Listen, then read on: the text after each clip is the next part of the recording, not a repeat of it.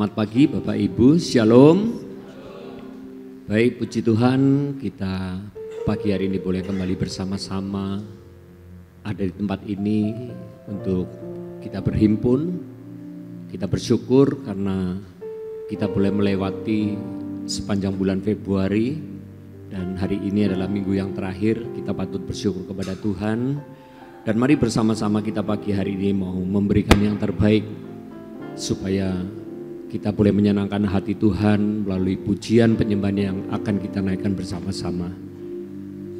Baiklah, kita akan bersama-sama tundukkan kepala dan kita akan berdoa. Tuhan Bapa di surga, kami kembali bersyukur untuk pagi hari ini, untuk semua kebaikan Tuhan yang Tuhan sudah nyatakan di sepanjang minggu ini atas kami semuanya. Tuhan yang terus menolong, Tuhan yang terus memimpin akan setiap langkah kehidupan kami hari demi hari. Dan pagi hari ini Tuhan kami sungguh bersyukur karena kami boleh kembali ada bersama-sama berhimpun di tempat ini. Terima kasih Tuhan, dan kami mau menyerahkan untuk ibadah di pagi hari ini ke dalam tangan Tuhan. Tuhan yang menolong, Tuhan yang memimpin, dan kami mau mengundang supaya hadirat-Mu turun atas gereja-Mu di tempat ini.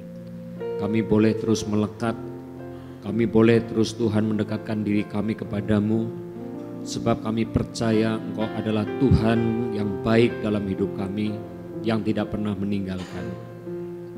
Kami mau menyerahkan Tuhan untuk seluruh jemaat Tuhan yang masih di dalam perjalanan, supaya Tuhan tolong, Tuhan pimpin sampai di tempat ini untuk bersama-sama dengan kami. Terima kasih Tuhan, kami mau menaikkan pujian kami di hadapan-Mu, kami mau meninggikan nama-Mu lebih lagi. Di dalam nama Yesus kami berdoa, amin. Mari kita mau bersama-sama mengangkat pujian kita pagi di hadapan Tuhan.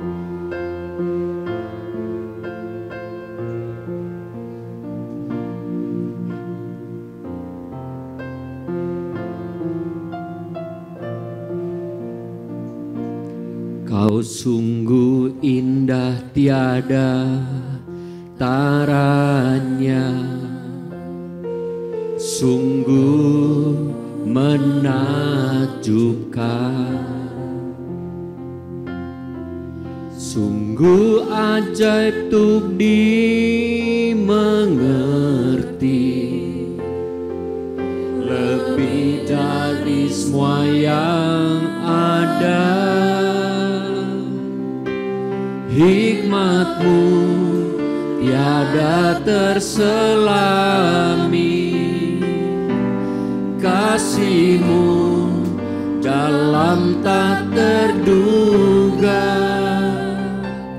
Kau sungguh indah tiada taranya, mulia dan perkasa. Kagum hormat akan Engkau, ku kagum hormat akan Engkau. Kau Allah yang layak dipuji, ku kagum akan Engkau. Sekali lagi bersama-sama sungguh-sungguh kita memuji Tuhan. Kau sungguh indah tiada taranya, sungguh menakjubkan, sungguh ajaib, sungguh ajaib untuk dimengerti, lebih dari semua yang ada. Hikmat-Mu tiada terselami, katakan kasih-Mu, kasih-Mu dalam tak terduga. Kau sungguh indah tiada taranya, mulia, mulia dan berkuasa. Mari bersama-sama hormat akan Engkau. Ku kagum hormat akan Engkau. Oh Allah yang layak dipuji, ku kagum akan Engkau. Ku kagum hormat, ku kagum hormat akan Engkau. Ku kagum hormat akan Engkau. Oh Allah yang layak dipuji, ku kagum akan Engkau. Mari sama kita semuanya bangkit berdiri. Kita memenuhikan ini sungguh-sungguh. Kau sungguh indah tiada taranya, sungguh menakjubkan. Amin. Sungguh ajaib untuk dimengerti, lebih dari semua yang ada.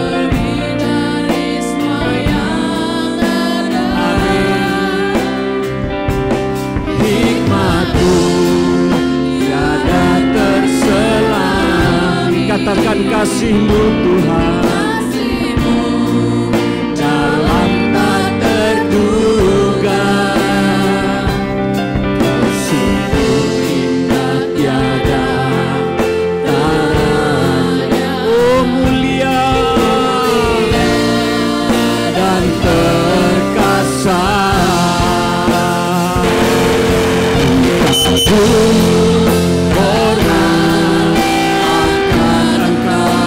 Katakan ku kagum hormat akan Engkau. Kau Allah yang layak dipuji, ku kagum akan Engkau. Ku kagum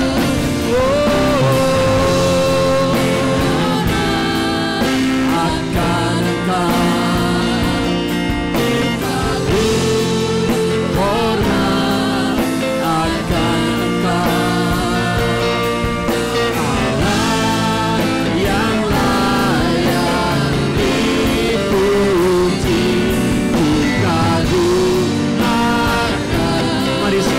Bersama-sama angkat tanganmu.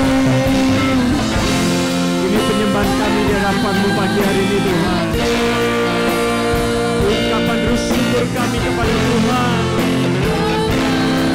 Kami mengundang hadirat-Mu, lawatan-Mu turun atas gereja-Mu di tempat ini Tuhan.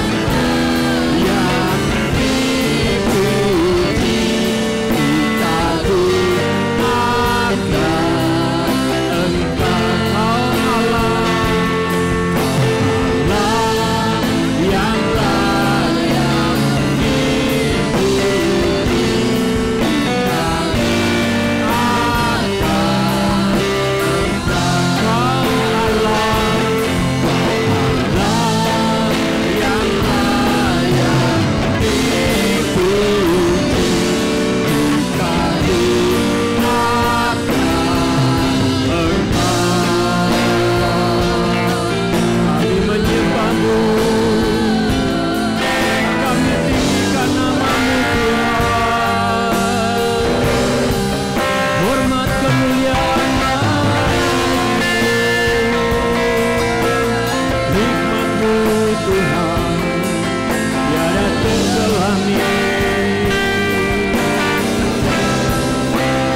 kasih-Mu dalam hidupku,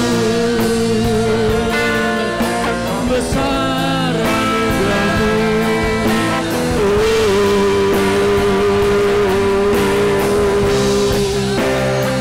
Kau yang layak kami sembah, layak kami tinggikan.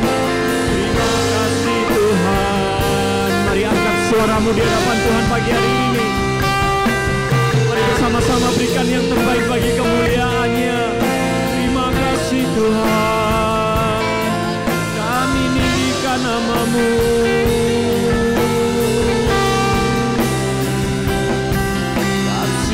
besar Tuhan, kasih-Mu ajaib. Haleluya.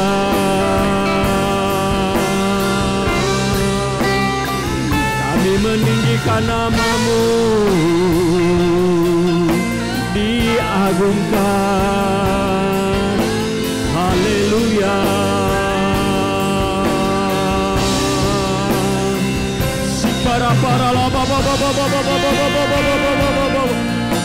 Yes Lord, we worship you. Kami meninggikan nama-Mu Tuhan.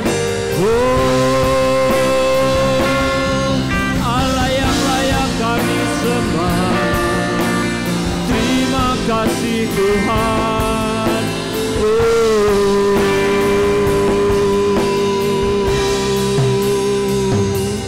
ku kagum hormat akan Engkau. Mari katakan sekali lagi. Hormat akan Engkau, Kau Allah yang layak dipuji. Ku kagum akan Engkau. Mari sekali lagi, ku kagum, ku kagum.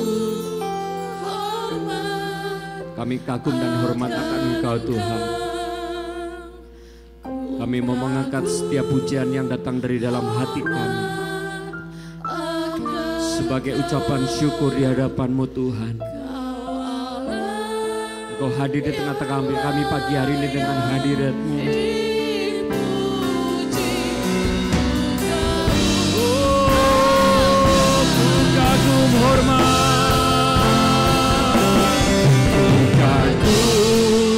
Hormat akan Engkau, hormat akan Engkau, Allah yang layak dipuji. Ku kagum akan Engkau. Mari berikan sorak-sorai yang beriak Tuhan kita. Haleluya. Kami mau terus menaruh kagum dan hormat akan Engkau Tuhan. Biar di sepanjang hidup kami boleh terus meninggikan nama-Mu. Sebab Engkau Allah yang besar, Allah yang agung, Allah yang layak kami tinggikan. Terima kasih Bapa di surga untuk pagi hari ini, untuk hadirat-Mu, untuk lawatan-Mu atas kami semuanya. Biar di pagi hari ini Tuhan kami boleh merasakan lebih lagi bahwa Engkau adalah Tuhan yang dahsyat, Tuhan yang mampu memberikan kekuatan yang baru dalam hidup kami. Di dalam nama Tuhan Yesus kami sudah berdoa dan syukur. Haleluya. Amin. Bapak Ibu bisa berikan sorak-sorai yang meriah buat Tuhan kita. Haleluya. Baik, puji Tuhan. Sebelum kita menaikkan pujian kita selanjutnya, mari Bapak Ibu bisa memberikan salam untuk kanan kiri. Bapak Ibu berikan salam yang terbaik. Katakan Tuhan Yesus baik. Puji Tuhan, yang percaya bahwa Yesus adalah kekuatan bisa angkat tangan. Haleluya. Kita mau angkat pujian ini bersama-sama. Kusorakan haleluya.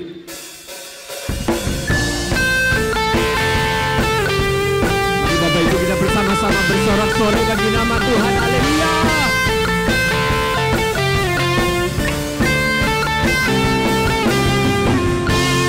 Yesus kau kekuatan hidupku, takkan gentar langkahku. Kau tanganku di saat ku jatuh, kaulah sumber kuatku. Mari bersama-sama katakan, lembah yang gelap kan ku lewati, sebab amin.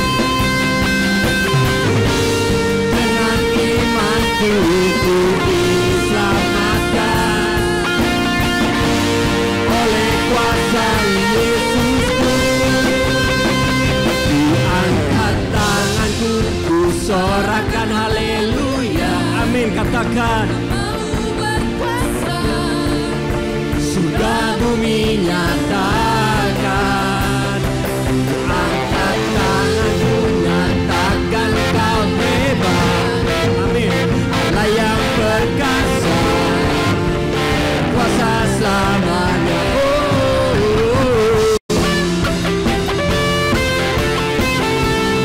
Bersorak-sorai bagi nama Tuhan, haleluya.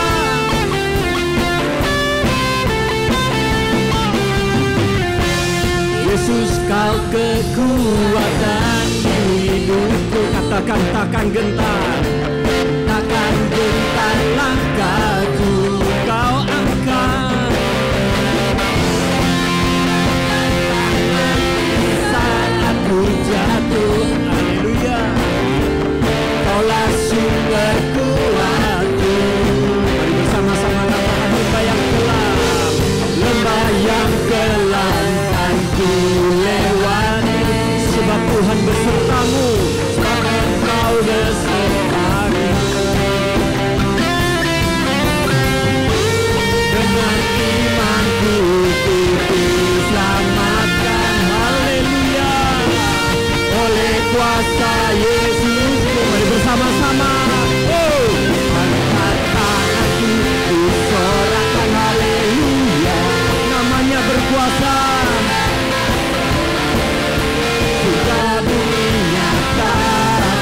Sekali lagi, tanganku nyatakan kau hebat, Allah perkasa,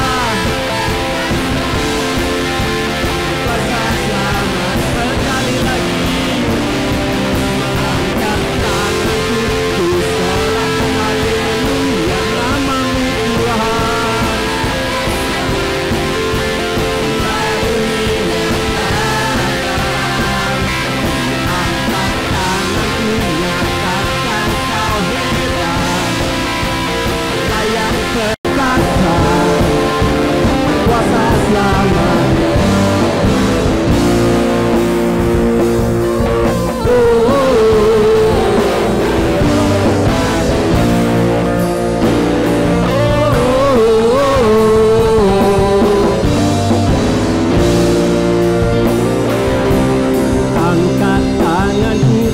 Sorakan haleluya, katakan namamu, amin.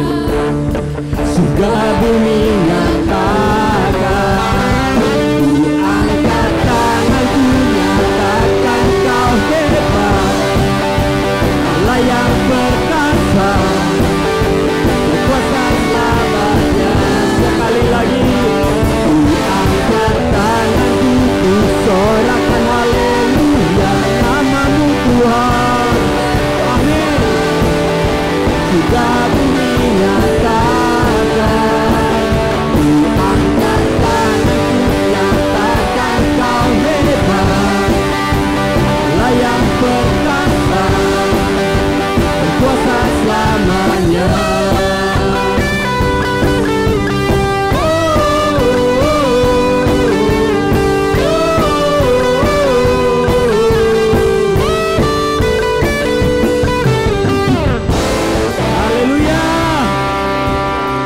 Bapak Ibu boleh duduk, silakan.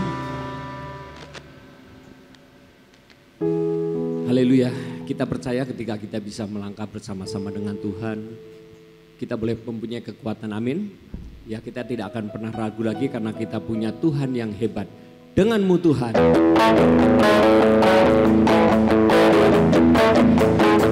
Sekali lagi bersorak-sorai buat Tuhan. Haleluya.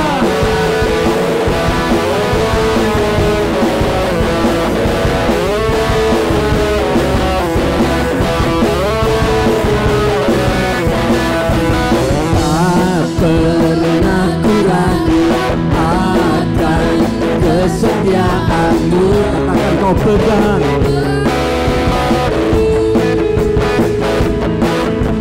Sepenuh jiwaku ku yakin dan percaya, Dia tuntun langkahku. Yesus kaulah Raja dalam hidupku, berkuasa berjaya untuk selamanya. Hanya Kau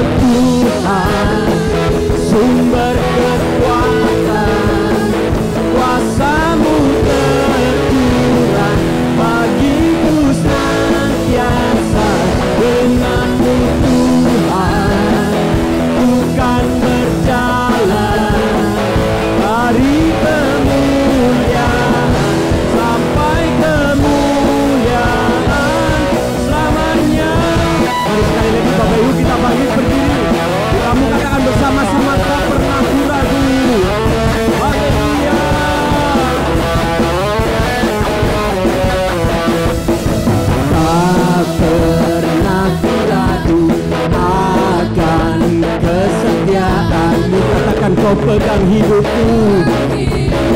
Amin. Penuh jiwaku, ku yakin dan percaya, ya tuntun langkahmu sama-sama.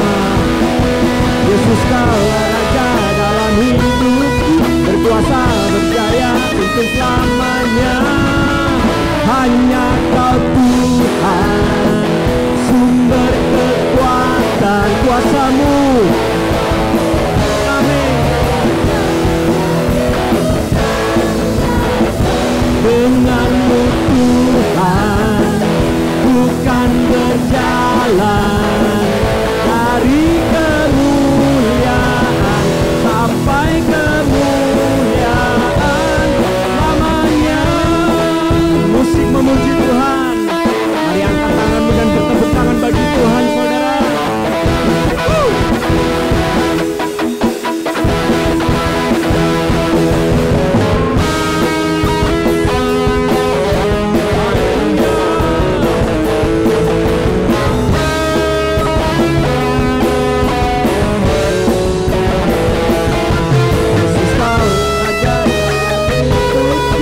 Kuasa berjaya untuk selamanya. Kaulah Raja dalam hidupku, berkuasa berjaya. Sekali lagi katakan, Kau Raja dalam hidupku, berkuasa berjaya untuk selamanya. Hanya Kau Tuhan, sumber kekuatan, kuasa-Mu tercurah bagiku senantiasa. Dengan-Mu Tuhan, bukan berjalan dari kemuliaan sampai kemuliaan. Hanya Kau Tuhan, sumber kekuatan kuasa-Mu tercurah bagiku senantiasa. Dengan-Mu Tuhan, bukan berjalan dari kemuliaan sampai kemuliaan selamanya.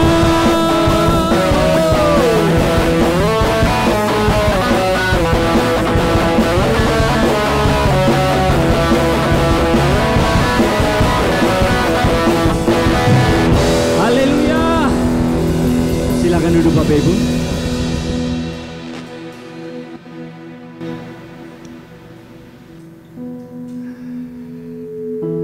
Terima kasih Bapa di surga. Terima kasih untuk kebaikan-Mu di sepanjang hidup kami.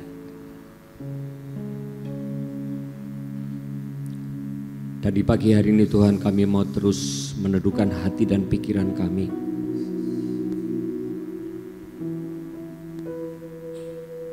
Kami mau Tuhan menerima akan firman-Mu untuk terus memberikan kekuatan yang baru. Melalui firman-Mu di pagi hari ini Tuhan, hati kami boleh terus terarah. Kami boleh terus fokus kepada Tuhan yang menolong dan setia kepada kami. Terima kasih Tuhan.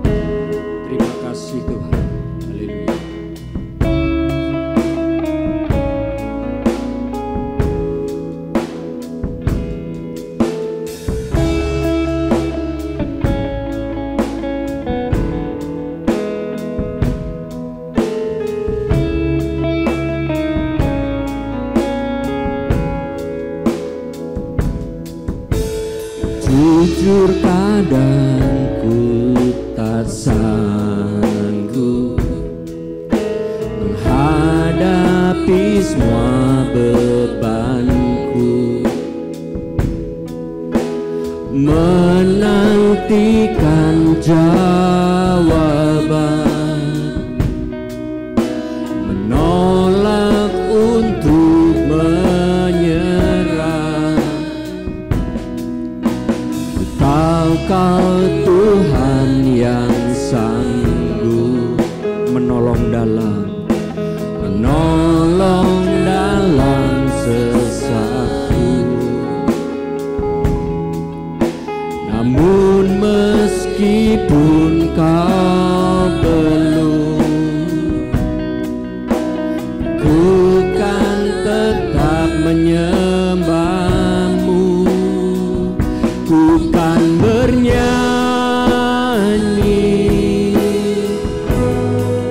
sampai jiwaku percaya,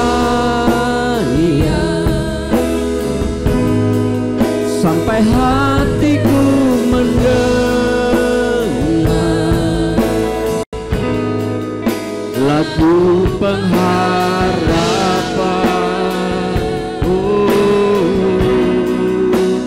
Bukan berserah, ku tahu aku tak sendiri. Ku yakin Kau mengasihiku, bahkan di dalam hatiku.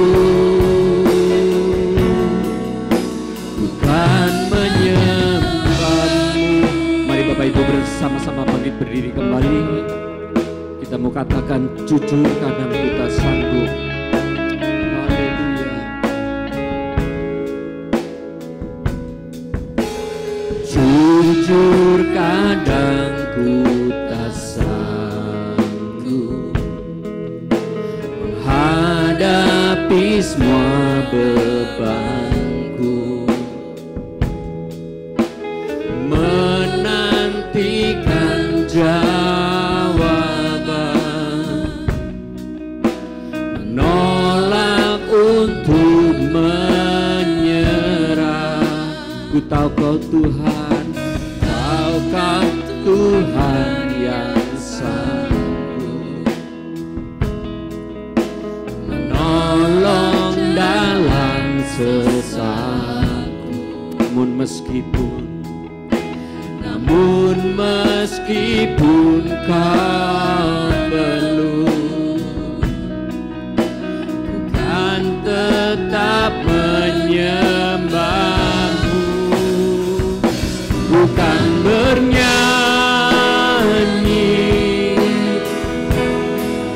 sampai jiwaku percaya, sampai hatiku mendengar, sampai hatiku mendengar lagu pengharapan.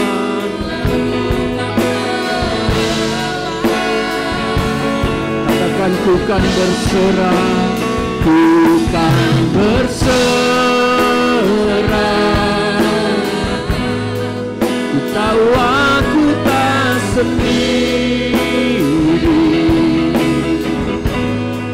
Ku yakin Kau mengasihiku,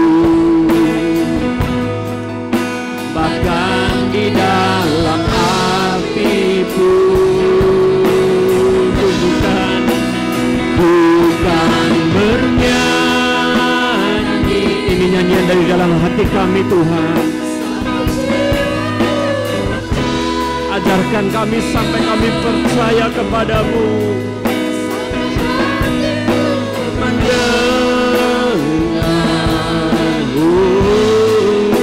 Lagu pengharapan.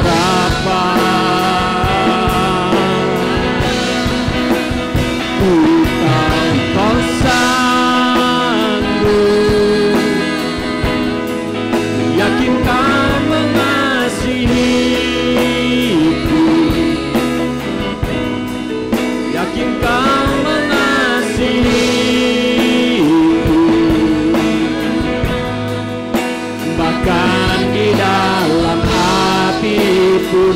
sekali lagi bersama-sama bukan bernyanyi. Bernyanyi. Saya serahkan kepada Pak.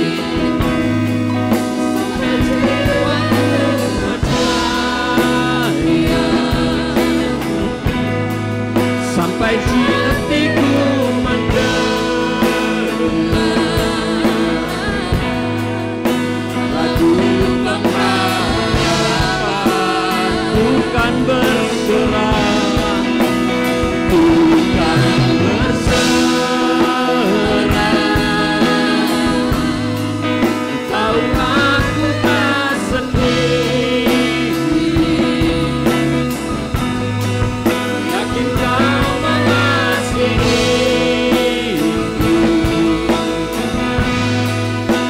bahkan di dalam api pun bukan bernyanyi sampai jiwaku percaya, sampai hatiku mendengar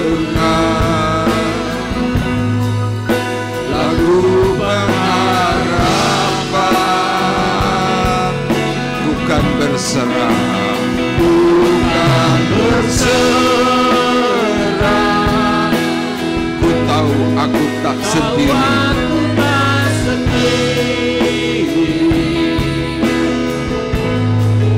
yakin kau mengasihiku, bahkan di dalam hidupku kan menyembahmu, bahkan di dalam api pun bukan menyembahmu.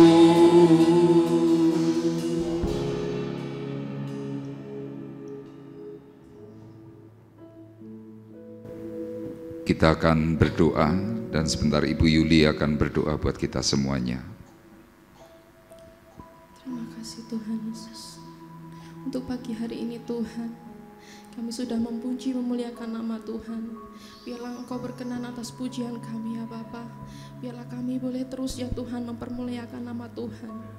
Bila mana sebentar kami akan mendengarkan kebenaran firman Tuhan, kiranya Engkau yang akan urapi setiap kami Tuhan.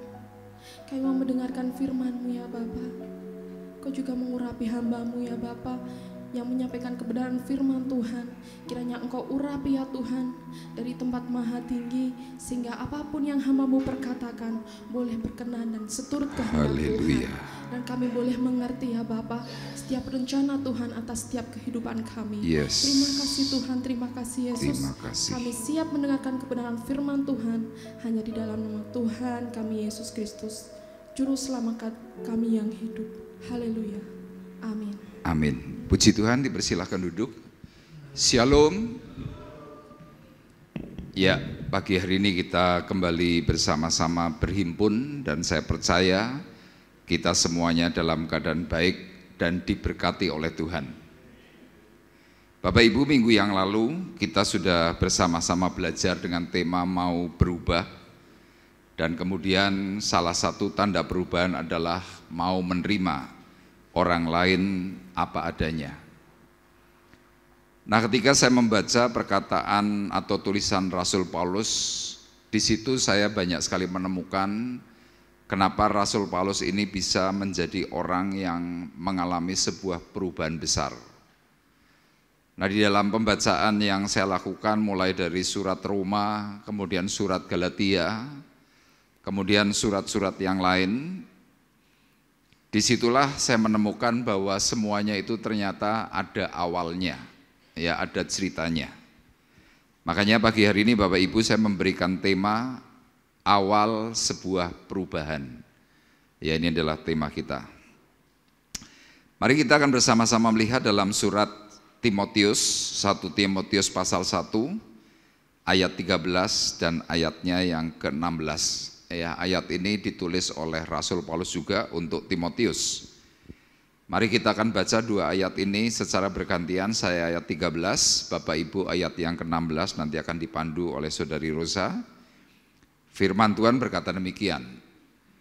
Aku yang tadinya seorang penghujat dan seorang penganiaya dan seorang ganas, tetapi aku telah dikasihaninya karena semuanya itu telah kulakukan tanpa pengetahuan, yaitu di luar iman. Tetapi justru karena itu aku dikasihani, agar dalam diriku ini, sebagai orang yang paling berdosa, Yesus Kristus menunjukkan seluruh kesabarannya. Dengan demikian, aku menjadi contoh bagi mereka yang kemudian percaya kepadanya dan mendapat hidup yang kekal. Amin. Nah, Bapak Ibu perhatikan, inilah ungkapan hati dari Rasul Paulus kepada Timotius. Ketika hari itu Paulus melihat bahwa Timotius di dalam pengiringannya kepada Tuhan, kemudian dia melayani pekerjaan Tuhan untuk orang-orang yang dilayani, ada banyak problem, ada banyak masalah. Kemudian Rasul Paulus mencoba memberikan penguatan kepada Timotius bahwa siapa dirinya dahulu. Ya, sekali lagi dikatakan bahwa aku yang tadinya seorang penghujat dan seorang penganiaya dan seorang ganas, tetapi aku telah dikasihaninya.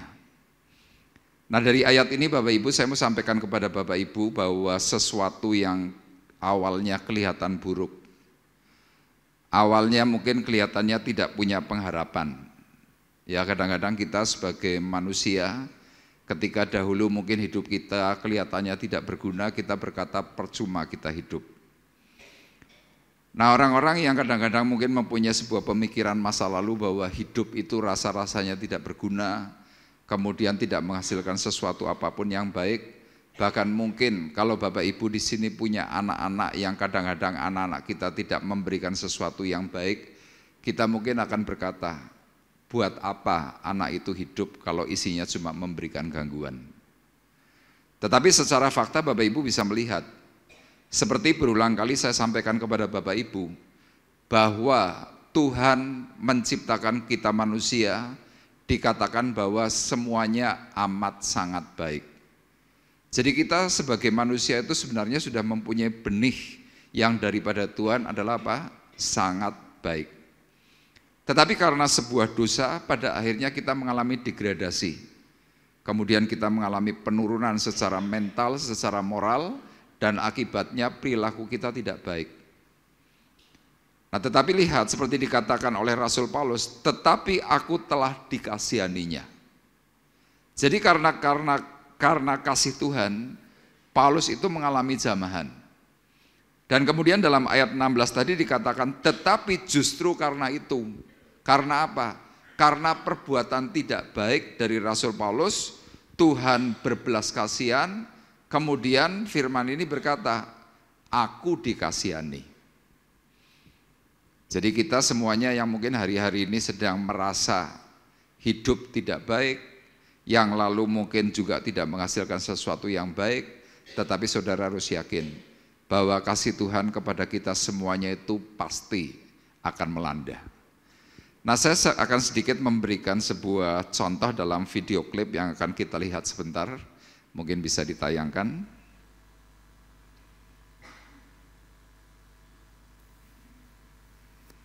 Jika susu menjadi buruk, ia berubah menjadi yogurt. Yogurt lebih berharga daripada susu. Jika jadi lebih buruk lagi, ia berubah menjadi keju, dan keju lebih berharga daripada yogurt dan susu. Jika jus anggur menjadi asam, ia berubah menjadi wine, yang bahkan lebih mahal daripada jus anggur. Kamu tidak buruk karena membuat kesalahan. Kesalahan adalah pengalaman yang membuatmu lebih berharga sebagai individu. Christopher Columbus membuat kesalahan navigasi yang justru membawanya menemukan Amerika. Kesalahan Alexander Fleming justru membawanya untuk menemukan penisilin. Jangan biarkan kesalahanmu membuatmu jatuh. Bukan latihan yang membuat sempurna, melainkan kesalahan yang kita pelajari darinya yang membuat sempurna. Terus saja maju. Jika Ya, video singkat tidak sampai 1 menit. Ya, di sini saya melihat bahwa seperti dikatakan, kalau susu menjadi basi, Ya, buat orang awam, orang yang tidak punya pengalaman pasti akan dibuang. Tapi bagi seorang ahli, ketika melihat ada sesuatu, ya kelihatannya buat orang awam ini tidak berguna, dikatakan tadi akan diubah menjadi yogurt.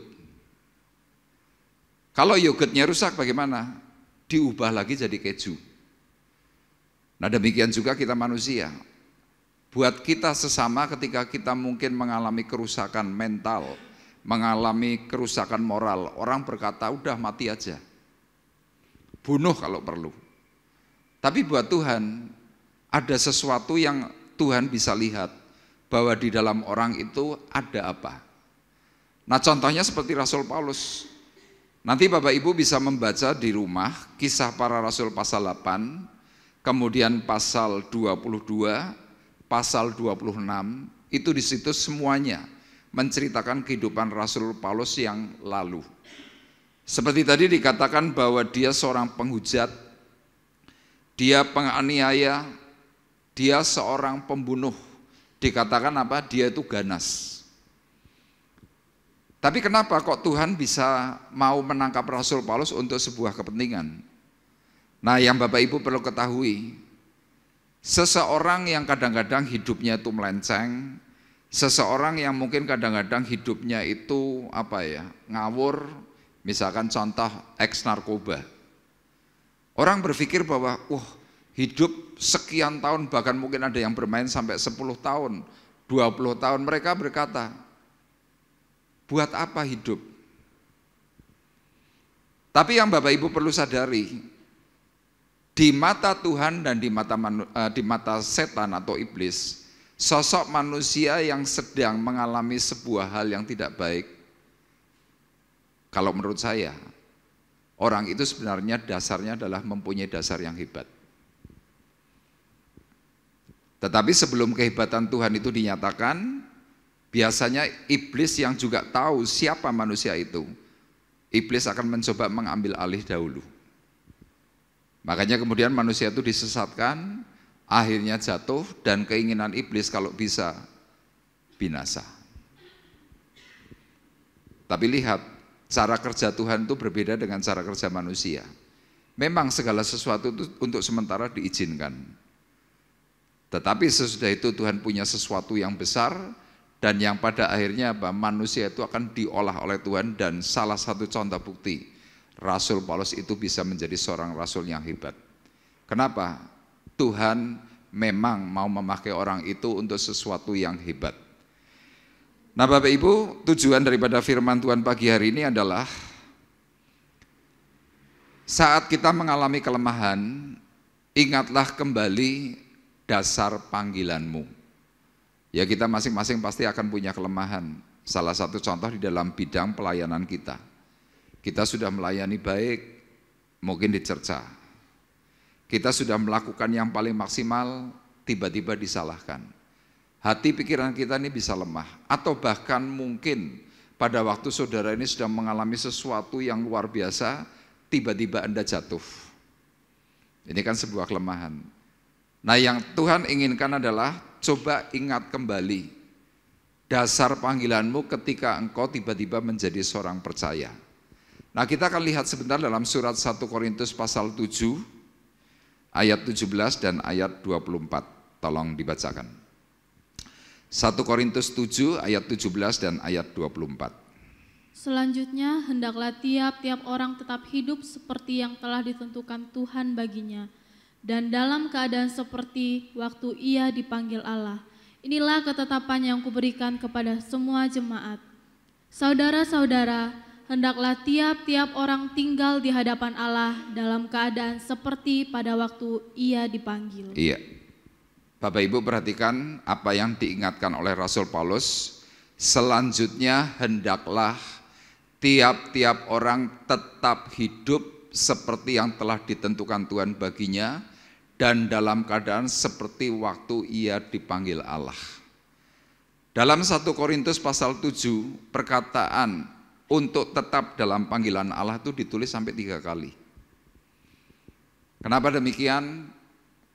Karena Rasul Paulus ketika menceritakan atau menuliskan detail perkataan firman yang ditulis dalam pasal 7 ini ternyata berkaitan dengan adanya konflik.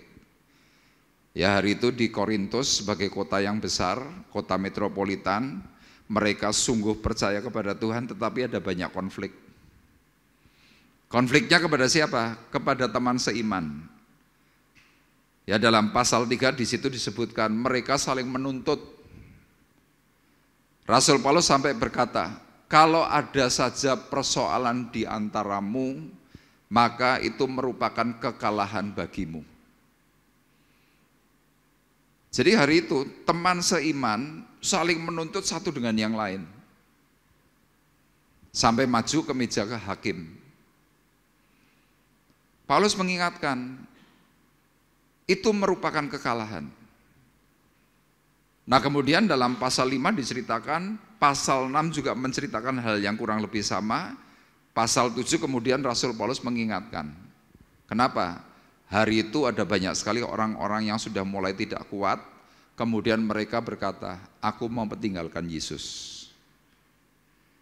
Aku tidak lagi mau beribadah di dalam Tuhan.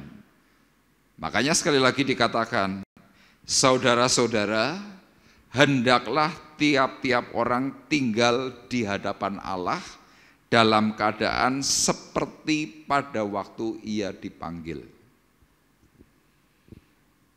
Saya percaya Bapak Ibu pasti punya panggilan yang luar biasa. Ya mungkin ada yang karena sakit, mungkin sakit yang berat, sakit jantung, sakit kanker, sakit apapun. Nah coba ketika Anda sedang mengalami kelemahan, Anda kadang-kadang sedang tidak tahan dengan seseorang, coba diingat lagi, kasih mula-mulamu kepada Tuhan itu seperti apa?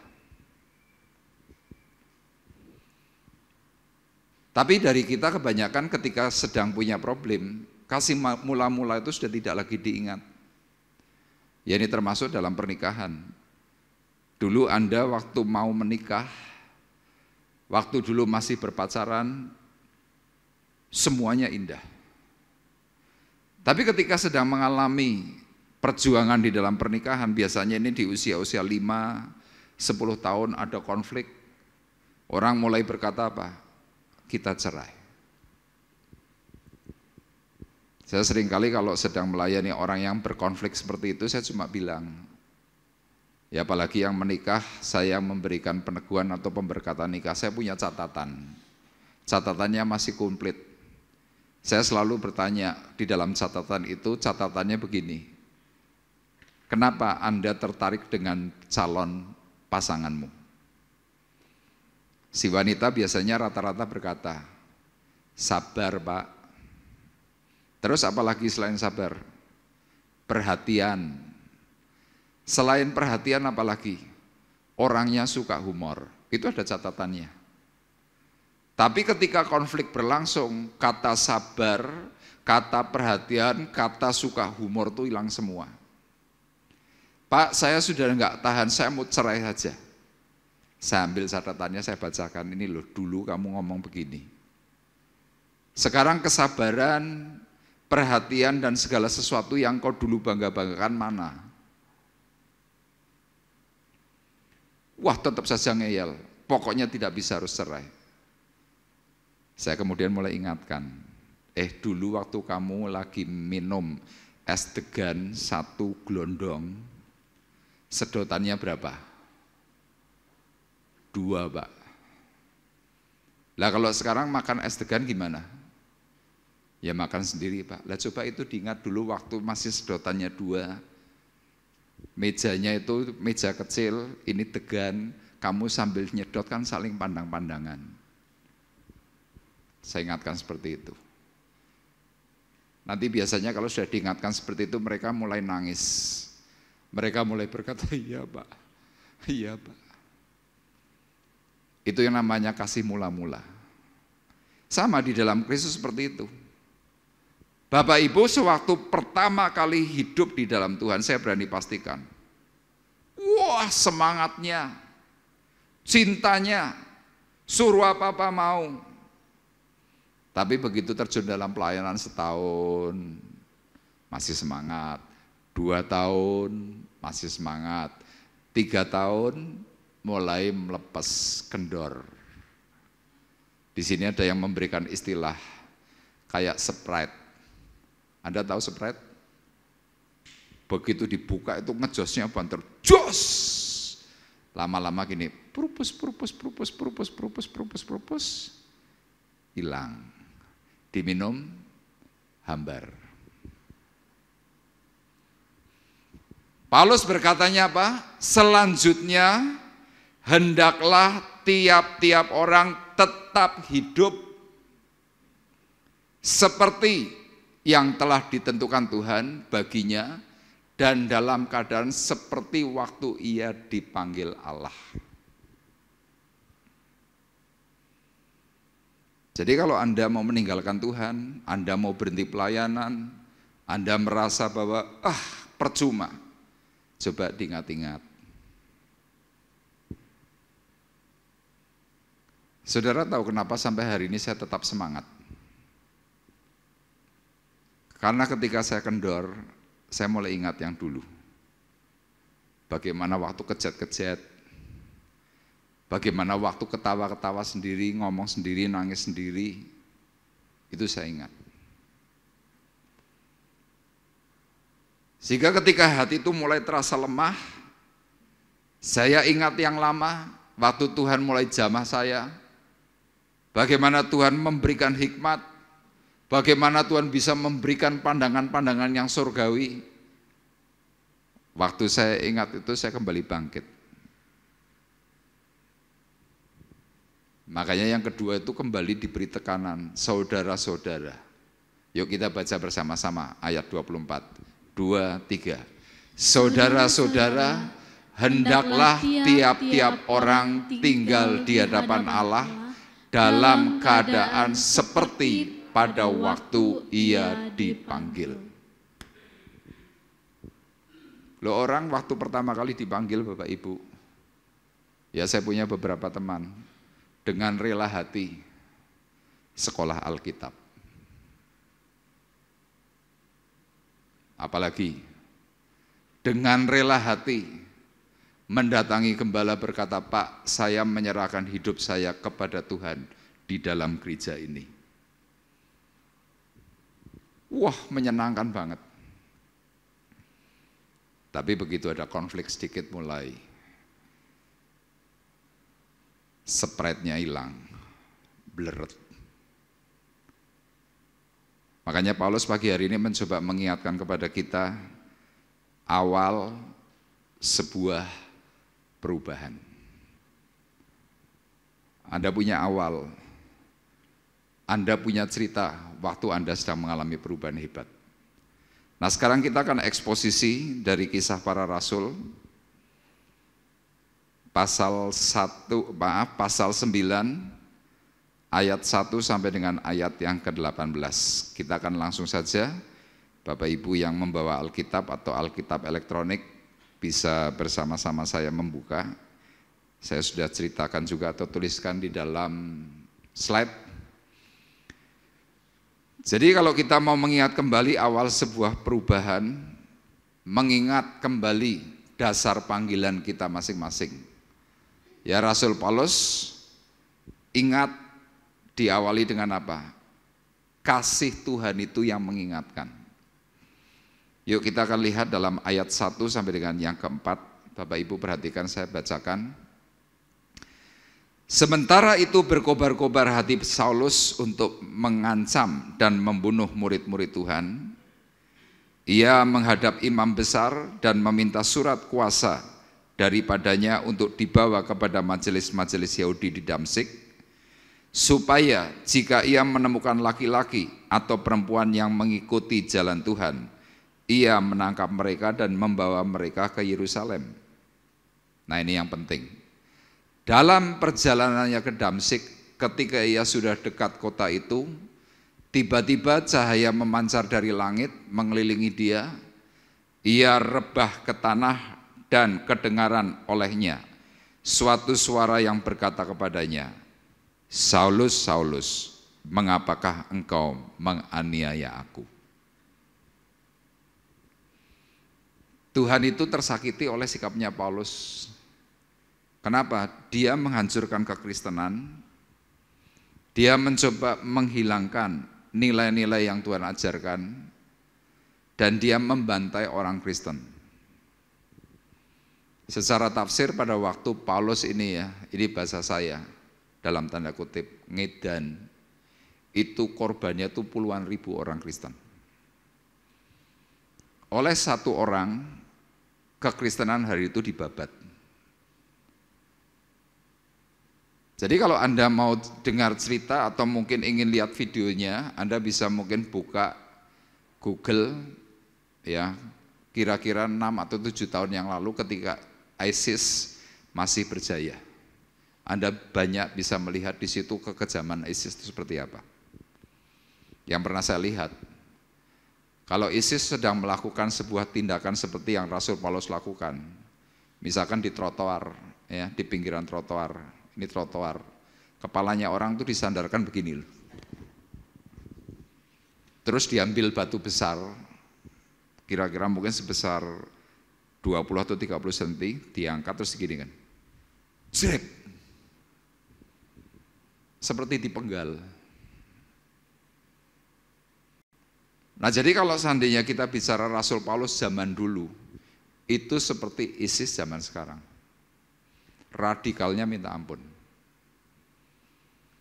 Yang tidak sependapat, bunuh. Yang tidak mau diarahkan untuk seperti yang diajarkan oleh Rasul Paulus, kalau tidak mau, bunuh. Berani menyebut nama Yesus, bunuh. Tapi lihat, kekejaman yang dilakukan oleh Rasul Paulus, ya waktu itu namanya Saulus. Nama Saulus itu artinya desire, nafsu. Tapi ketika menjadi nama Paulus, menjadi nama artinya small, little. Kenapa begitu? Karena Tuhan mau ingatkan, kamu ini tidak ada apa-apanya. Engkau dahulu bernafsu, boleh. Tapi ketika Tuhan merubah, engkau jadi sesuatu yang kecil.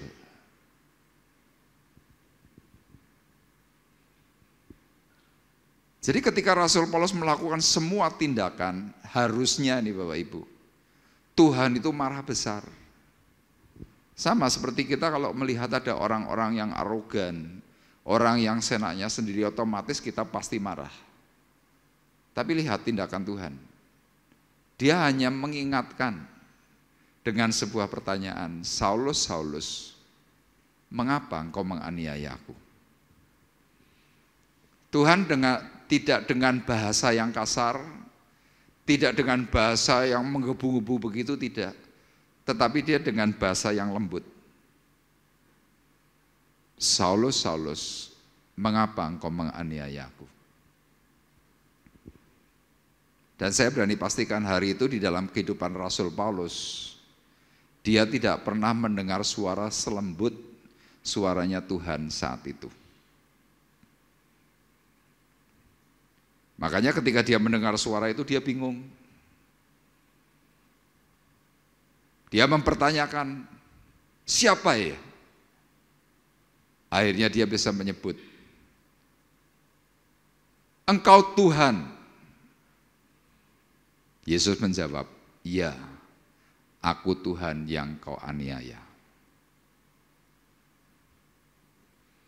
Makanya kalau Bapak Ibu mungkin punya sebuah persoalan, apapun persoalannya, Tuhan itu bisa menyapa hatimu, menyapa dirimu itu dengan baik.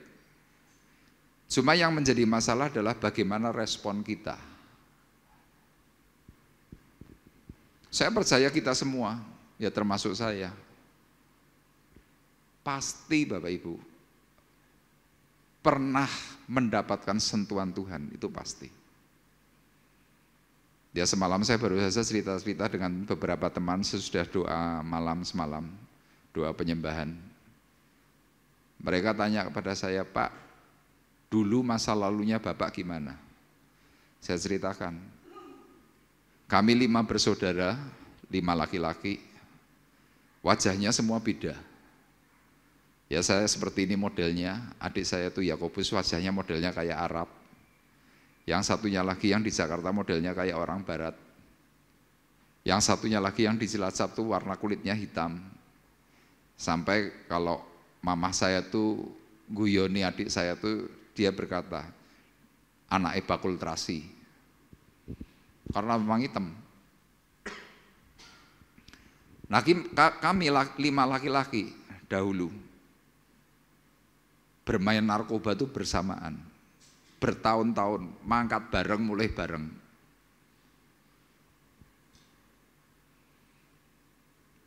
Tapi ada satu hal yang saya lakukan ini agak nyeleneh. Apa itu? Bermain narkoba, lagunya itu bukan lagunya lagu dugem, bukan yang lagu yo bukan itu, bukan house musik.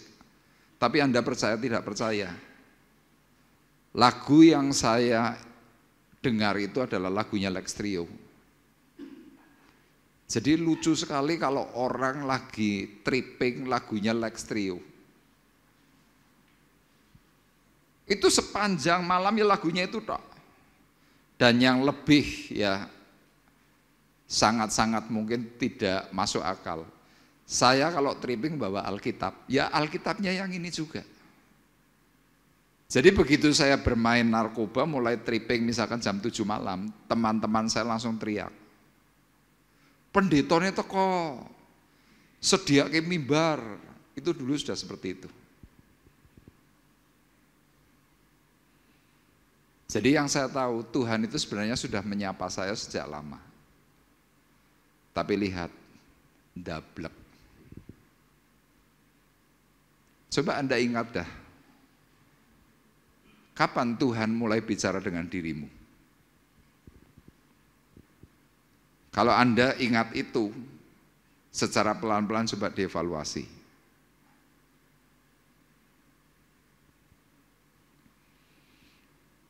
Saya mengenal saudari Rini ini mungkin sebelum tahun 97 mungkin. Dia sudah, rohaninya top. Saya masih membeli.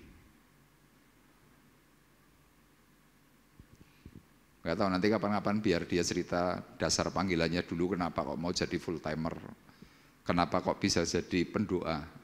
Ini dulu pendoa terkenal nih. Tapi rupanya firman Tuhan itu juga tergenapi. Alfa dan Omega. Saudara tahu artinya Alfa Omega? Yang awal dan yang akhir.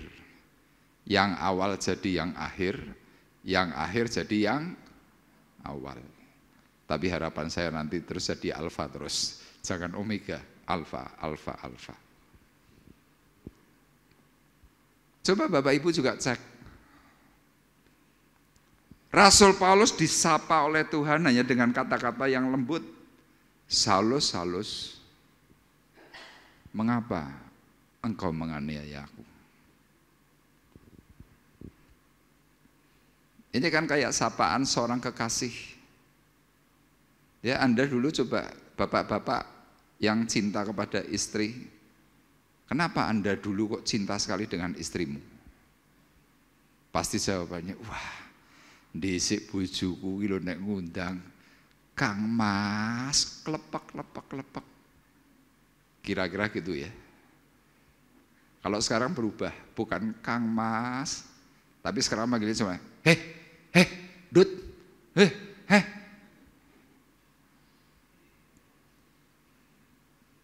Lah yang dipanggil cuma hahe gitu tuh kira-kira mau nengok enggak? Kan enggak mau nengok. Tapi nanti kalau enggak nengok katanya sombong. Tapi panggilannya sudah enggak mesra. Makanya kan ada sebuah ungkapan. Orang kalau cinta memanggilnya pasti dengan berbisik. Sudah makan belum? Belum. Itu cinta. Jadi kalau cinta itu, suara lembut itu akan mendekatkan yang jauh. Tapi kalau sudah tidak cinta, suara keras justru semakin menjauhkan. Sekarang kalau lagi ngomongan sudah beda kan. Wes mangan apa durung? Wis mangan apa durung? Ya sudah ngomongnya keras, kasih kode. Nanti dijawab, aku ora budek. Jadi kita nanti bersama-sama belajar. Yuk kita mulai kalau menyapa orang itu dengan lembut. Amin. Merepresentatifkan hadirat Tuhan.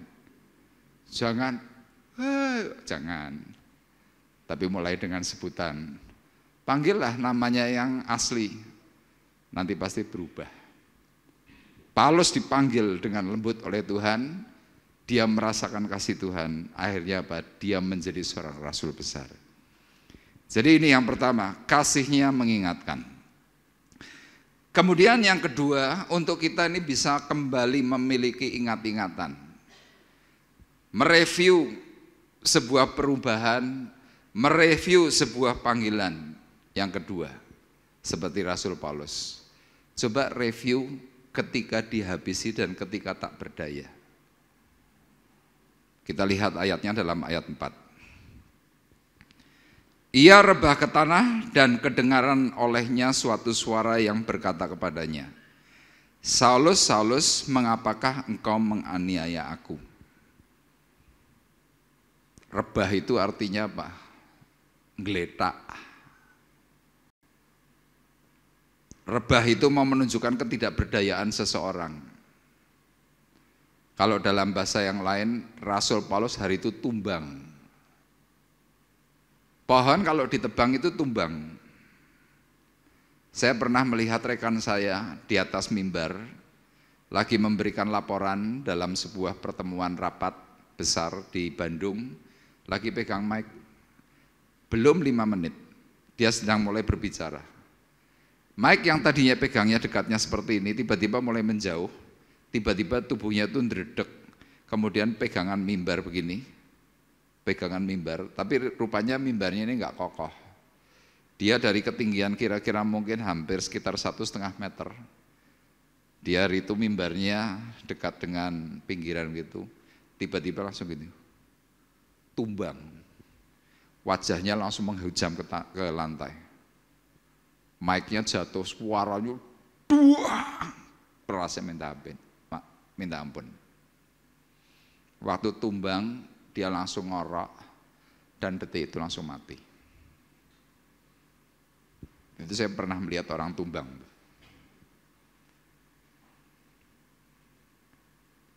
Rasul Paulus dalam zaman Tuhan ia rebah.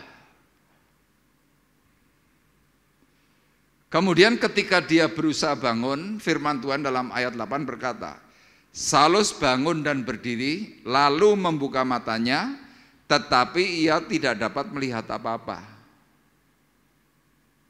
3 hari lamanya ia tidak dapat melihat, dan 3 hari lamanya ia tidak makan dan minum. Jadi Bapak Ibu bisa bayangkan, orang kalau sedang mengalami sentuhan dari Tuhan, gak usah kenceng-kenceng. Disentuh dengan lembut, terkapar, rebah, tumbang. Ayat ini mau berbicara bahwa manusia di hadapan Tuhan itu tidak punya daya.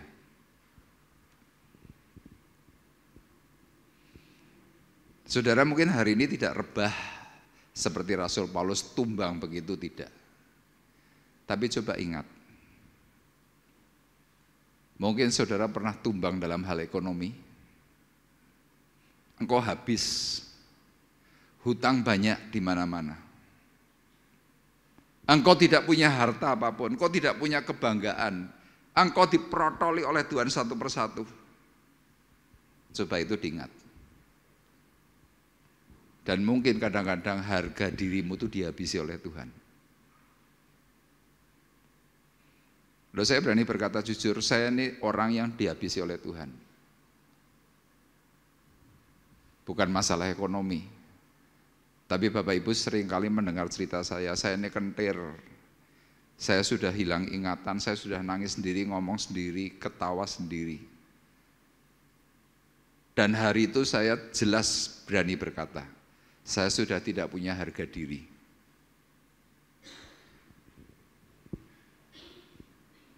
Coba Anda pikir, apa yang hari itu Tuhan lakukan dalam dirimu. Jadi seseorang yang akan mengalami sesuatu yang besar yang dari Tuhan, pasti dihabisi.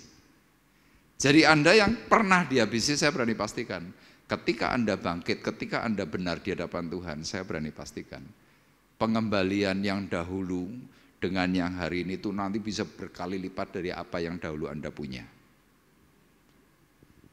Amin. Ayub itu loh dikembalikan berapa kali lipat. Musa dari seorang pangeran, dia hebat dalam pemerintahan, tapi hanya gara-gara membunuh satu orang budak, perasaan takutnya tuh hebatnya minta ampun, sehingga dia lari dari kerajaannya di Mesir, dia tinggalkan semuanya, masuk padang gurun. Jadi apa? Kalau orang Jawa bilang Musa tuh ngenger. Ketemulah mertuanya yang namanya Yitro, suruh ngapain?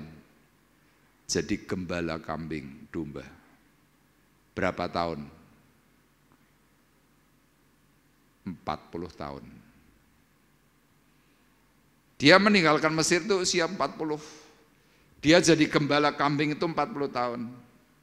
Usia 80 menuju 120 tahun dia menjadi gembala manusia. Siapa lagi? Yusuf itu dihabisi juga. Rasul Paulus ini seorang rasul yang sangat kaya. Dihabisi. Dengan cara apa? Tumbang.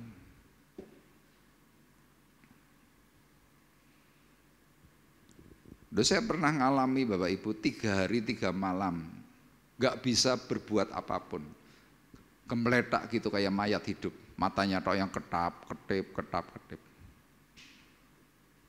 Saya berulang kali cerita kepada Bapak Ibu untuk angkat tangan begini tok loh Bu, ini kan gampang sekali loh, gak bisa, duduk gak bisa. Jadi betapa mengerikannya hari itu. Sama, Anda kan pernah mengalami masa-masa ngeri. Waktu usahamu habis-habisan, coba, ke sana ditagih, di sini ditagih. Sampai mungkin kalau Anda zaman waktu itu mungkin masih punya gadget atau handphone, mungkin dimatikan. Dibuka kalau lagi perlu. Kenapa? Gak tahan. Ini yang dikatakan oleh Tuhan, tidak dapat melihat apa-apa. Dunia itu rasanya gelap.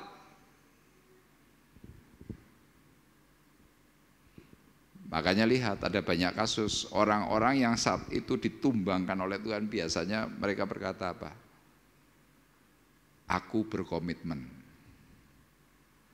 Aku janji mau melayani Tuhan. Tapi sekarang pertanyaannya, janjimu cuma berlaku berapa tahun? Paling setahun, 2 tahun, 3 tahun, penak sisik, lupa. Goodbye my love. Nanti kena kasus lagi baru ingat, oh iya aku dulu janji Tuhan, aku janji ulang Tuhan. Komitmen ulang, ya boleh. Tapi saya mau ingatkan, kembali mengalami masa sukar buat apa? Seperti tadi di awal, iblis mencoba menjerumuskan saudara supaya gagal, kalau perlu binasa. Tuhan sedang membawa Anda kepada kemuliaan. Ketika kita seperti halnya Rasul Paulus diizinkan rebah, Tuhan itu sedang merebut diri kita.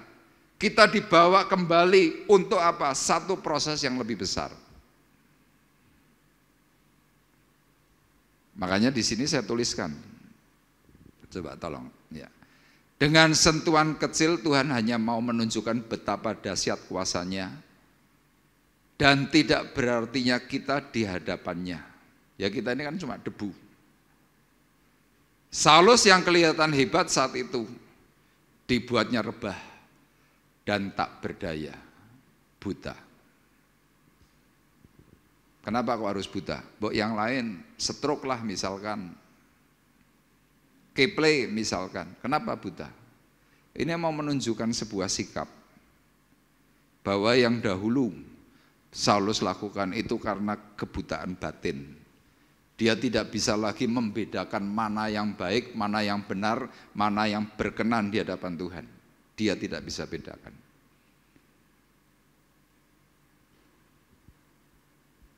Makanya kenapa Rasul Paulus bisa berkata, berubahlah oleh pembaruan budimu, supaya kamu dapat membedakan mana yang baik, yang benar, yang berkenan, sempurna kepada Tuhan. Kenapa? Ini dialami oleh dirinya.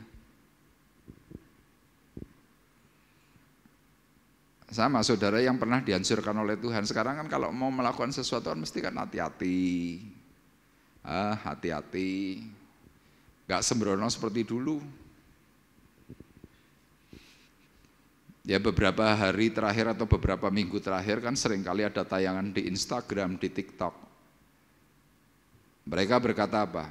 Orang yang suka menyalahkan orang lain, orang yang suka menuduh orang lain, merasa bahwa dirinya yang paling benar, ternyata orang itu sedang memakai kaca hitam yang pekat. Jadi ternyata apa? Yang dia pandang itu semuanya gelap. Sehingga waktu itu dia berpikir, aku paling benar. Di IG ataupun di TikTok cuma memberikan anjuran, coba buka kacamatamu. Supaya bisa dilihat, supaya bisa melihat. Sama kasus kenapa Saulus hari itu dibutakan oleh Tuhan. 3 hari lamanya tidak bisa makan, tidak bisa melihat, tidak bisa minum. Tuhan cuma mau ngomong, coba rasake. Nek orang hidup dalam kegelapan itu seperti apa? Loh kadang-kadang perilaku kita yang jahat kan kadang-kadang kita nggak bisa ngerti ini jahat atau enggak. Tapi coba dengan analogi seperti yang dialami oleh Saulus ketika Tuhan mengizinkan Saulus buta 3 hari 3 malam. Dia mulai ngerti, orang buta ternyata enggak enak. Orang enggak bisa makan ternyata enggak enak. Orang enggak bisa minum ternyata enggak enak. Makanya di beberapa tulisan kan sekarang seringkali muncul. Kami memberi bukan karena kami kaya.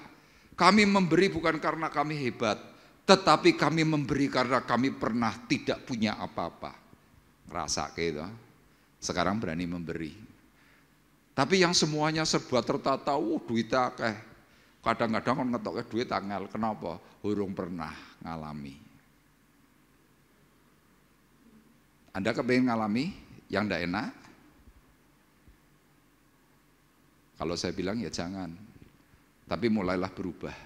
Dari pengalamannya kehidupan di dalam Alkitab. Paulus dihabisi. Paulus tidak berdaya. Dia sadar, dia berubah, dia hebat. Itu yang kedua. Dan sekarang yang terakhir, yang ketiga. Kenapa kita perlu mengingat kembali? Ini bagian yang penting, yang C.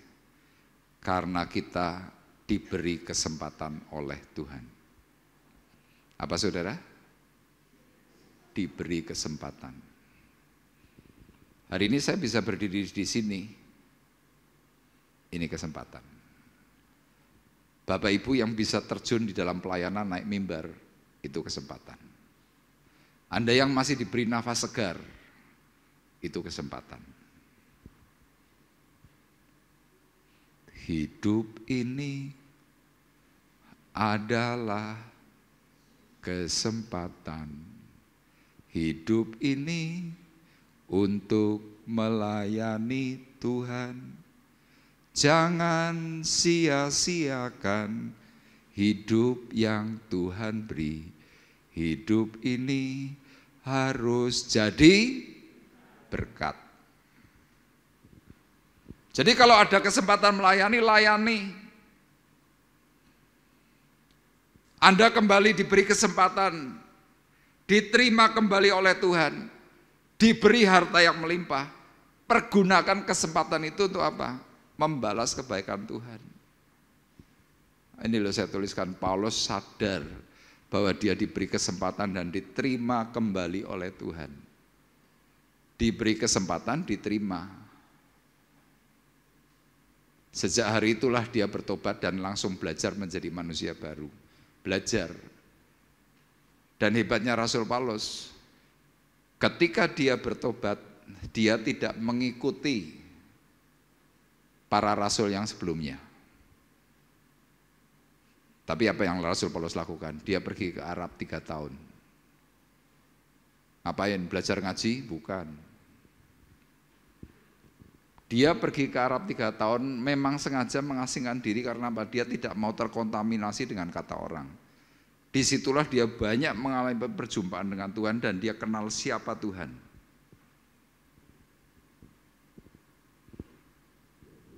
Dan kapan Rasul Paulus itu bisa diterima sebagai rasul? 14 tahun. Dalam surat Galatia disebutkan, sesudah 14 tahun lamanya aku melayani Tuhan, aku diterima oleh soko guru jemaat, yaitu Yakobus, Petrus, dan rasul-rasul yang lain. Mereka menyambut aku dan mereka menjabat tanganku. 14 tahun. Anda belum 14 tahun, Anda mungkin baru setahun, baru 2 tahun, belum diterima, Anda marah. Anda marah, prosesmu balik. Anda akan kembali lagi dari awal, capek lagi. Dan Rasul Paulus berubah menjadi ciptaan yang baru. Kemudian dia menuliskan, dia jadi penulis yang hebat. Dia menyampaikan semua pesan-pesan Tuhan. Kenapa? Agar manusia yang lain itu bisa diselamatkan. Tulisannya Rasul Paulus yang paling terkenal itu dalam 2 Korintus 5 ayat 17. Tolong tampilkan di bagian akhir. Ya. Yuk kita baca bersama-sama. 2, 3. Jadi siapa yang ada di dalam Kristus, ia adalah ciptaan baru. Yang lama sudah berlalu, sesungguhnya yang baru sudah datang. Amin. Anda di dalam Kristus. Jadi secara otomatis harusnya Anda adalah ciptaan baru. Yang lama sudah berlalu. Ciptaan baru itu pasti sesuatu yang lebih baik, sesuatu yang pasti lebih dahsyat. Tetapi Rasul Paulus kembali menekankan, yang lama sudah berlalu, sesungguhnya yang baru itu sudah datang.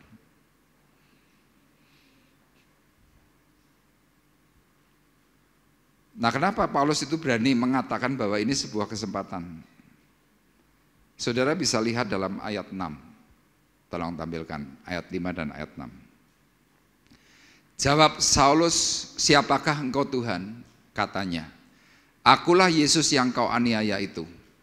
Tetapi bangunlah dan pergilah ke dalam kota, di sana akan dikatakan kepadamu apa yang harus kau perbuat. Jadi Tuhan itu memberikan sebuah kesempatan. Ayo kamu sekarang udah tak tangkap, sekarang kamu pergi ke dalam kota. Dan di dalam kota itu Tuhan sudah mengutus seorang bernama Ananias. Perkataannya apa? Ananias, layani. Ada seorang bernama Saulus. Ananias sebagai seorang nabi hari itu, sebagai seorang pengajar, begitu dengar nama Saulus, gentar dia. Makanya dalam ayat 13 dikatakan jawab Ananias, Tuhan, dari banyak orang telah kudengar tentang orang itu. Betapa banyak kejahatan yang dilakukannya terhadap orang-orang kudus-Mu di Yerusalem. Ananias itu takut. Ayat 14. Dan ia datang kemari dengan kuasa penuh dari imam kepala untuk menangkap semua orang yang memanggil namamu. Nah ini yang penting. Ayat 15. Tetapi firman Tuhan kepadanya, pergilah, sebab orang ini adalah alat pilihan bagiku. Amin. Nah sekarang kita bisa tunjuk kepada tetanggamu, kamu ini alat kemuliaan bagi Tuhan. Ayo ngomong. Jadi tidak ada alasan lagi mengatakan, Pak, saya ini manusia paling jelek. ora apa-apa, Tuhan kita hebat. Pak, dulu utang saya banyak Pak, ora apa-apa, Tuhan nanti bisa bikin lunas. Pak, saya bodoh, enggak pintar ngomong, enggak masalah. Nanti Tuhan beri perkataan-perkataan baru. Kenapa dasarnya ini loh? Sebab orang ini adalah alat pilihan bagiku. Jadi tidak ada yang mustahil. Justru kalau Bapak Ibu belajar dari Alkitab, semua orang-orang hebat, semua yang menjadi pemimpin, rata-rata mereka adalah orang yang pernah dikecewakan. Anda pernah kecewa? Halo? Anda pernah kecewa? Berarti Anda adalah orang hebat. Loh kenapa? Musa itu loh dikecewakan. Dari sejak kecil 3 bulan dibuang. Ketika dia beranjak dewasa, dia kan pasti bertanya, kenapa aku dibuang? Kecewa. Yusuf disayang oleh bapaknya. Saudara-saudaranya menghantam dia. Digebuki, masuk sumur, dijual jadi budak, masuk penjara hampir mati, jadi pemimpin hebat. Berapa tahun dia harus menanggung kekecewaan. Ini loh batinnya itu ndongkol. Dituduh oleh Potifar, menggauli istrinya, masuk penjara. Tapi lihat, ujungnya dia hebat. Abraham bertahun-tahun menunggu ingin punya anak, tidak punya anak. Apakah itu tidak mengecewakan? Kecewa. Tapi lihat janji Tuhan itu turun atasnya. Jadi tidak masalah Anda pernah kecewa, tidak masalah Anda punya masa lalu yang mungkin kurang baik. Yang penting hari ini, ketika Tuhan menjamah hidupmu, Tuhan pernah berbicara secara lembut dalam dirimu. Itulah sebuah awal perubahan. Rasul Paulus bisa menjadi segala sesuatunya. Kenapa? Semua ada awalnya. Anda punya awal dan sekarang pilihannya. Apa ending? Akhir yang mau Anda pilih. Ketentuan ada di tangan kita masing-masing. Amin. Tuhan memberkati kita semuanya. Kita akan menaikkan pujian Ku Terhubung Denganmu.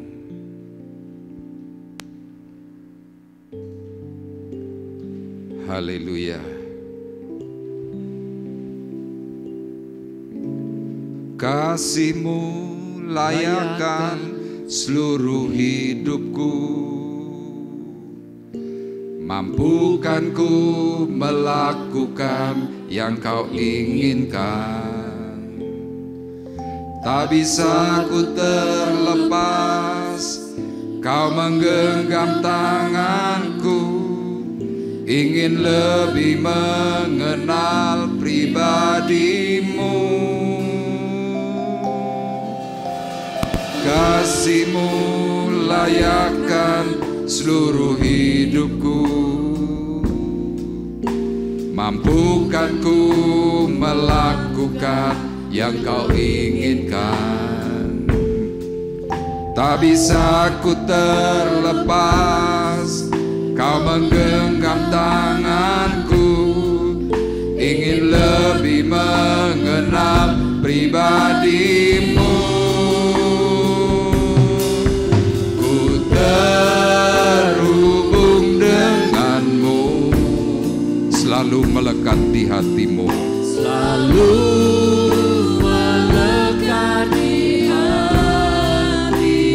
firman-Mu itulah dasar hidupku.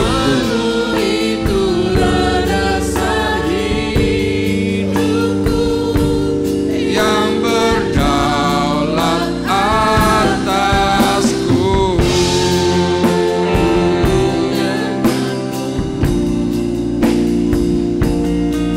Selalu melekat di hatimu. Firman-Mu itulah dasar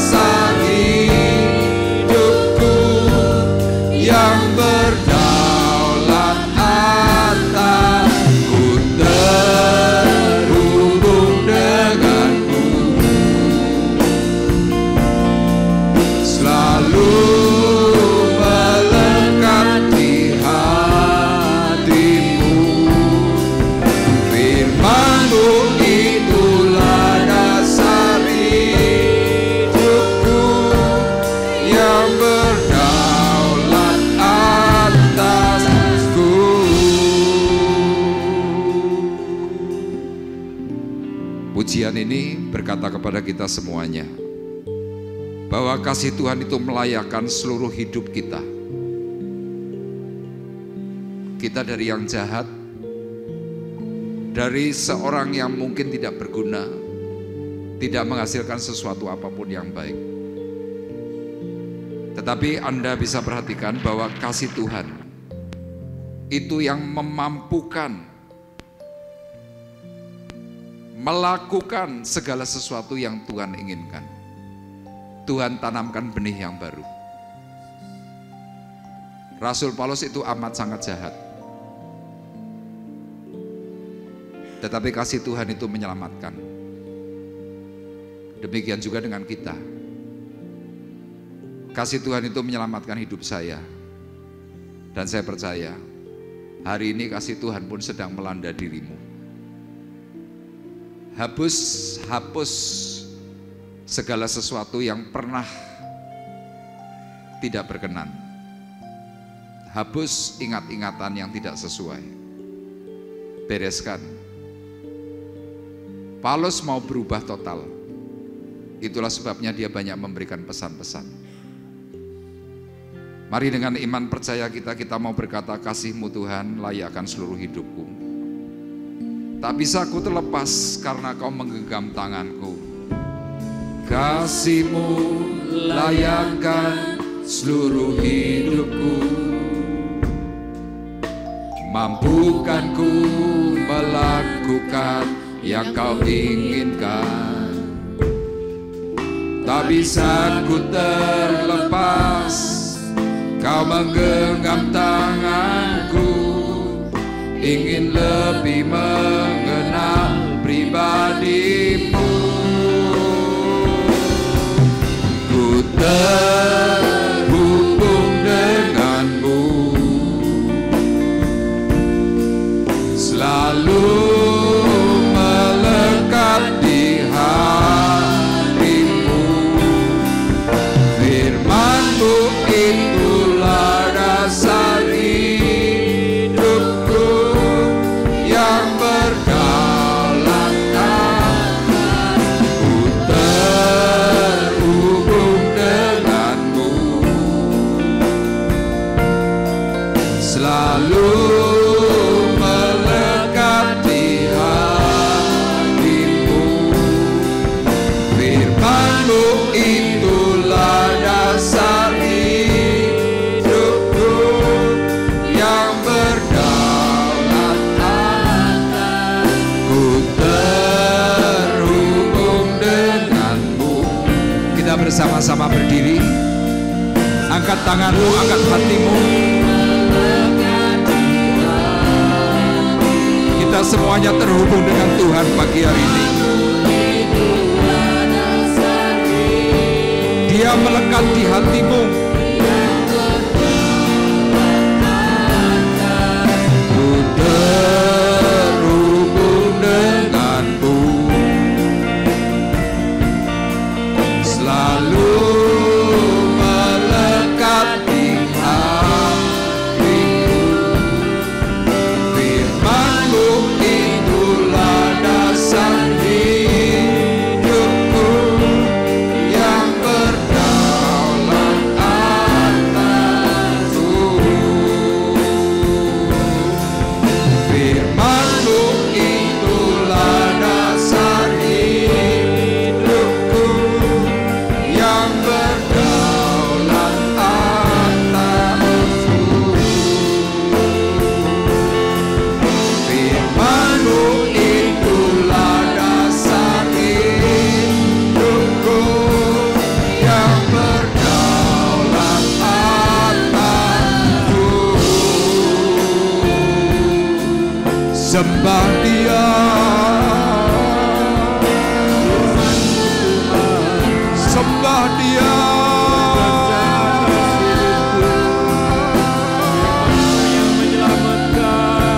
Sembah Tuhan.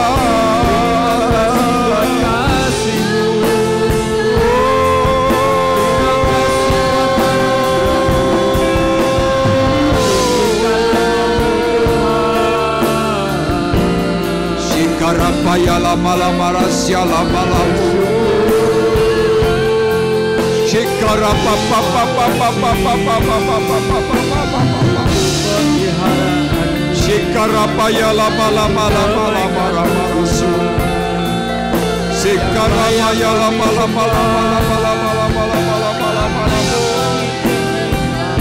malamu. Shikarapayala malamarasya.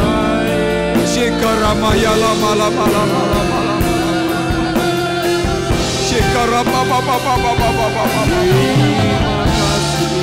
Yes. Api kuasa urapan-Mu Tuhan pagi hari ini bekerja mengalir. Kami mengingat kembali bagaimana Tuhan memberikan jamahan. Kami mengingat kembali karya Tuhan yang ajaib mengubah hidup kami.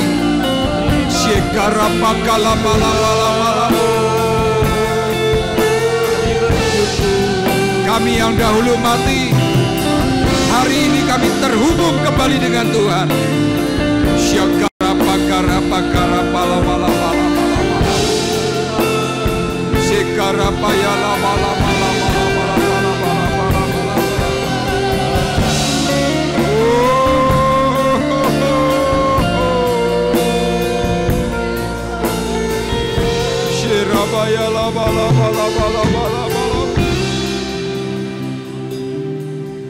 Ku terhubung denganmu, selalu melekat di hatimu. Firman-Mu itulah dasar hidupku yang berdaulat atasku.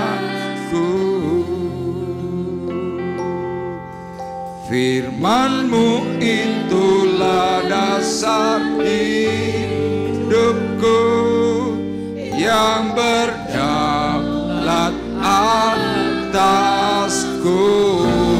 Beri sorak-sorai yang meriah buat Tuhan yang kita sembah. Haleluya. Terima kasih Tuhan untuk pagi hari ini. Karena Engkau terus berbicara dan mengingatkan kami semuanya. Agar kami terus mengingat akan dasar panggilan kami. Seperti apa yang dikatakan oleh Rasul Paulus. Karena aku adalah yang paling hina dari semua rasul. Bahkan tidak layak disebut rasul. Sebab aku telah menganiaya jemaat Allah. Tetapi karena kasih karunia Tuhan, aku diangkat dan aku dilayakannya. Amin. Dan biarlah Tuhan, apa yang terjadi dalam kehidupan Rasul Paulus, itu terjadi atas kami semuanya. Amin. Sehingga kami boleh menjadi pribadi yang berkenan di hadapan Tuhan. Kuasa urapan-Mu pagi hari ini bekerja, mengalir, dan kami semuanya diubahkan menjadi manusia yang diperbarui oleh Tuhan. Terima kasih Bapa di surga. Kalau sebentar kami hendak memberikan korban syukur kami, memberikan persembahan yang terbaik. Hamba-Mu berdoa Tuhan untuk seluruh sidang jemaat-Mu yang hadir. Tuhan, beri mereka kemampuan untuk memberi yang terbaik untuk pekerjaan Tuhan di tempat ini. Dan hamba-Mu berdoa Tuhan, balaskan berkali lipat dari apa yang ditaburkan, sehingga mereka boleh mengerti, memahami bahwa Tuhan adalah Allah pemelihara. Kami bersyukur dan kami memberikan korban yang terbaik di dalam nama Yesus. Memberkati Tuhan akan petugas kolektan yang akan menjalankannya. Dengan berkat sepenuh yang dari surga, yang membuat mereka juga diberkati oleh Tuhan. Terima kasih. Kami bersyukur dan kami menyerahkan semuanya dalam tangan kasih-Mu. Di dalam nama Tuhan Yesus Kristus kami berdoa. Haleluya. Amin. Dipersilakan duduk, saya serahkan. Baik, puji Tuhan, Bapak Ibu kita masih diberikan kesempatan untuk kita mendonasikan untuk pembelian drum. Ya, ada amplop yang sudah tersedia. Dan kita akan menaikkan pujian kasih mulayakan seluruh hidupku.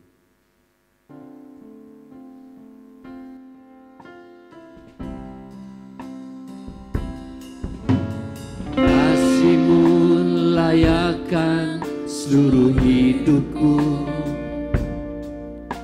Mampukan ku melakukan yang kau inginkan. Tak bisa ku terlepas, kau memegang tanganku. Ingin lebih mengenal pribadimu. Ku terhubung denganmu, selalu melekat di hatimu.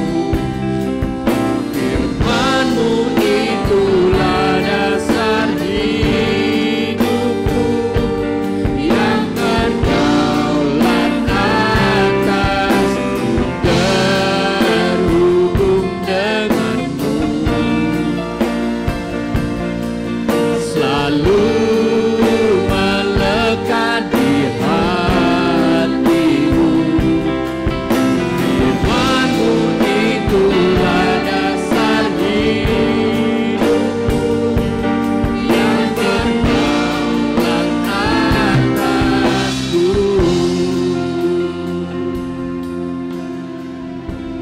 Terima kasih untuk persembahan yang sudah diberikan. Biar kiranya Tuhan yang akan mengembalikan berkali-kali lipat untuk kita semuanya. Pada kita, saya mengundang Bapak Ibu untuk bangkit berdiri. Kita akan berdoa. Bapa di dalam surga, kami mengucapkan syukur dan terima kasih. Karena Tuhan sudah menolong, Tuhan sudah memimpin, bahkan Tuhan mengarahkan kami semuanya dalam kebenaran yang Tuhan nyatakan, dan biarlah Tuhan kami bisa memperlengkapi dengan baik, dengan benar, dan pada akhirnya kami boleh sempurna di hadapan Tuhan. Pagi hari ini kami berdoa Tuhan untuk Ibu Yunike Surani yang berulang tahun tanggal 21 Februari. Kiranya Tuhan berkat Tuhan mengalir, panjang umur, sehat, dan keluarganya diberkati oleh Tuhan. Dan Tuhan, pagi hari ini kami juga bersama-sama berdoa untuk saudara kami, Dr. Gigi Riki yang mengalami DB. Kami mohon supaya anugerah kasih karunia Tuhan menyembuhkan, memulihkan dengan cara ajaib, sehingga tidak perlu berlama-lama untuk dia harus opnam di rumah sakit. Kami memberkati Tuhan akan tim dokter, memberkati perawat, memberkati obat-obatan, sehingga saudara kami Dr. Gigi Riki dipulihkan dan disembuhkan oleh Tuhan. Keajaiban Tuhan terjadi, nama Tuhan dipuji dan juga dipermuliakan. Kami secara khusus juga berdoa Tuhan untuk saudari kami Ibu Chen yang akan melakukan pemeriksaan dokter di bagian jantung. Kiranya Engkau menolong, memberkati, dan kami mohon Tuhan kabar terbaik untuk Ibu Chen, sehingga semuanya boleh mengalami kebahagiaan secara khusus dari pihak keluarga. Tuhan berkati Ibu Chen, berkati tim dokter, perawat yang menangani, dan kami meyakini kuasa Tuhan yang melampaui segala akal sudah memberikan pemulihan. Yesus, terima kasih Tuhan, terima kasih, dan tiba saatnya sekarang kami hendak berpisah. Kami berdoa Tuhan terlebih dahulu untuk jemaat yang sakit Tuhan, secara khusus untuk Pak Woto. Kami menyerahkan Pak Woto dalam tangan kasih-Mu yang ajaib, dan Pak Woto disembuhkan oleh Tuhan. Berdoa untuk anak-anak kami yang bersekolah di dalam kota maupun yang di luar kota. Kiranya Tuhan menjagai, Tuhan mencukupkan. Berdoa Tuhan untuk setiap usaha dan juga pekerjaan dari seluruh sidang jemaat. Engkau yang menolong dan mencukupkan semuanya. Terima kasih Tuhan, dan tiba saatnya sekarang kami hendak berpisah. Kami mengangkat hati, mengangkat tangan kami di hadapan Tuhan. Sidang jemaat Tuhan terkasih, marilah kita bersama-sama pulang dengan membawa berkat, damai sejahtera Allah Bapa di sorga. Pulang dengan membawa kasih karunia Tuhan Yesus Kristus di dalam persekutuan Roh Kudus. Tuhan memberkati engkau dan melindungi engkau. Tuhan menyinari engkau dengan wajahnya dan memberi engkau kasih karunia. Tuhan menghadapkan wajahnya kepadamu dan memberi engkau damai sejahtera mulai dari pagi hari ini sampai Maranatha datang yang kedua kali. Dalam berkat nama Tuhan Yesus Kristus kami berdoa dan mengucapkan syukur kami. Dan kita yang diberkati oleh Tuhan bersama-sama berkata, amin.